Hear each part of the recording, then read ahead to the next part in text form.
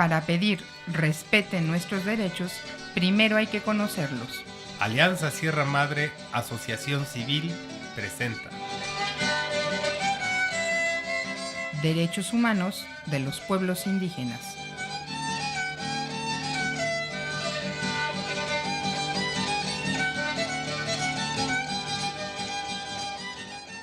De nuevo estamos con ustedes para platicar sobre derechos.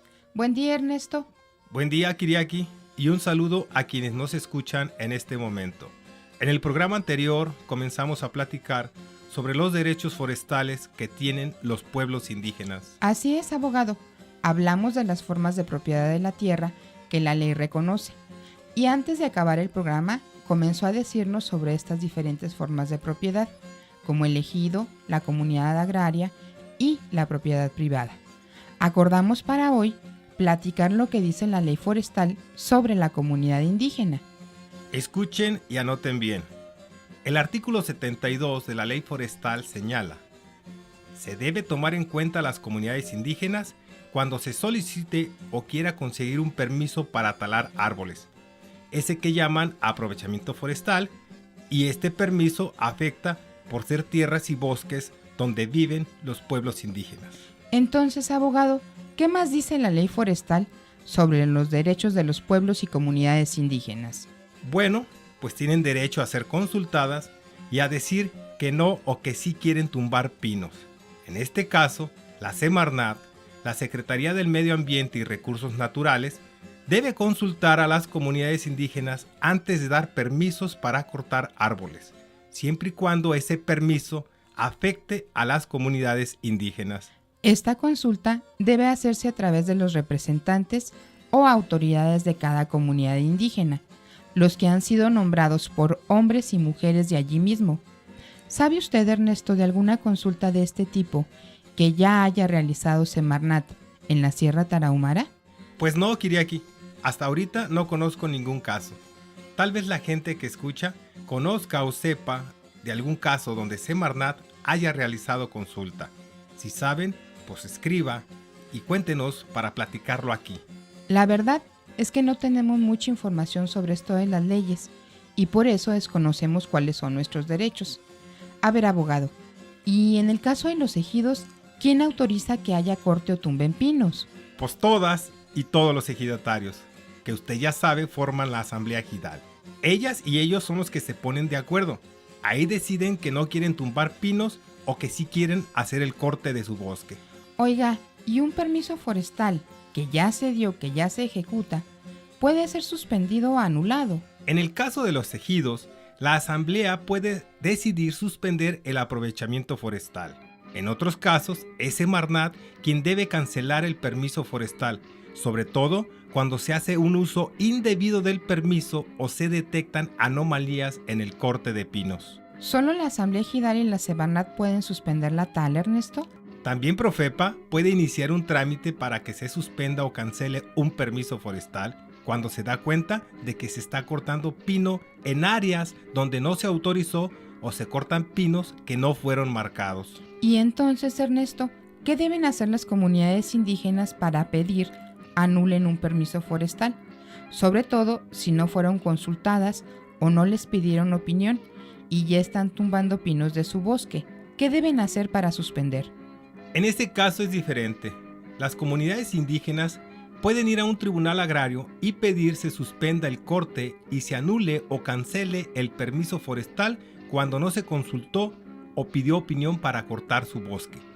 También pueden presentar una denuncia ante Profepa para que se haga una investigación de lo que está pasando con el corte de los pinos, y si están trabajando mal, la Profepa debe pedir a Semarnat suspenda o cancele el permiso forestal. Ernesto, ¿hay algún otro caso para no recibir el permiso o cancelar la explotación? Sí, en todos los casos donde exista un problema o conflicto con la propiedad o posesión de la tierra, entonces los permisos para cortar deben ser suspendidos por mandato de algún tribunal agrario. Lo dice el artículo 65 de la ley forestal. No lo olviden. No más para remachar, Ernesto. Además del artículo 65 y el 72 de la ley forestal, ¿qué otros artículos hablan sobre los derechos de los pueblos indígenas. El artículo 63 habla de ejidos, comunidades o comunidades indígenas. Nomás eso dice. Sí, pero con esas pocas palabras se reconoce la existencia de estas comunidades. Por eso, no nos cansaremos de decir que es muy importante leer esta ley y todas aquellas que favorecen, aunque sea poquito, a los pueblos indígenas. Ernesto, ¿qué se debe hacer si el derecho a ser consultados que tienen los pueblos y comunidades indígenas no es respetado? ¿Y qué hacer si dan permisos para tumbar pino y las comunidades indígenas no están de acuerdo?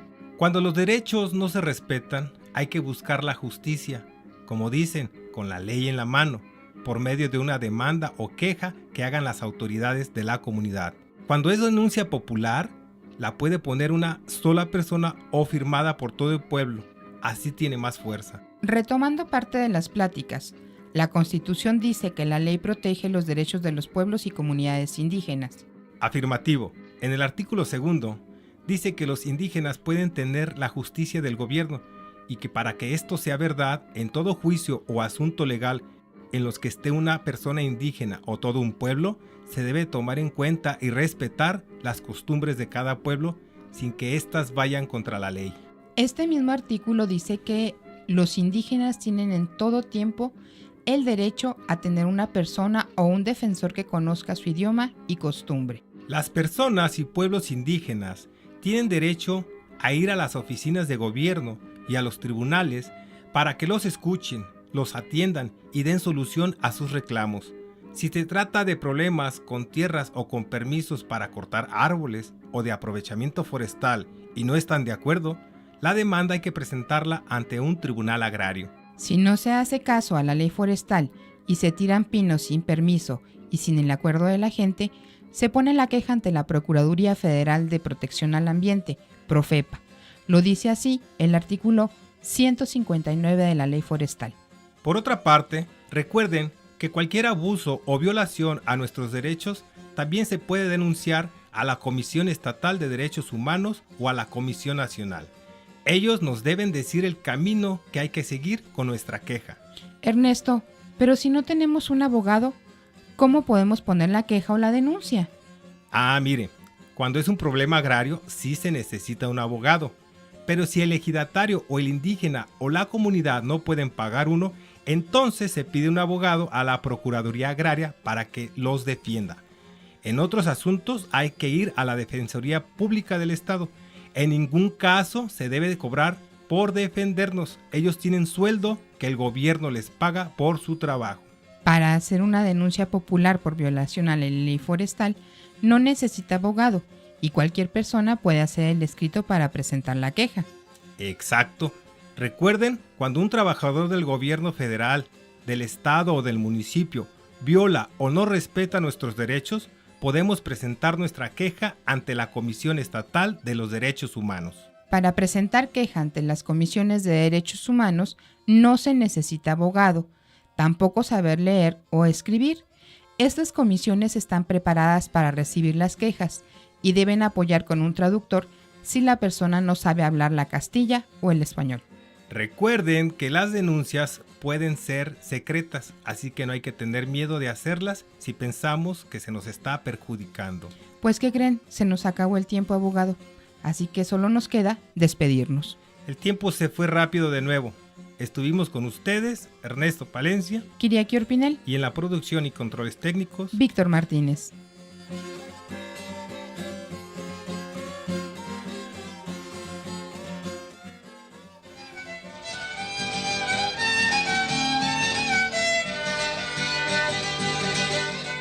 Todas las personas tenemos derechos y el gobierno debe respetarlos. Por eso, te invitamos a que los conozcas.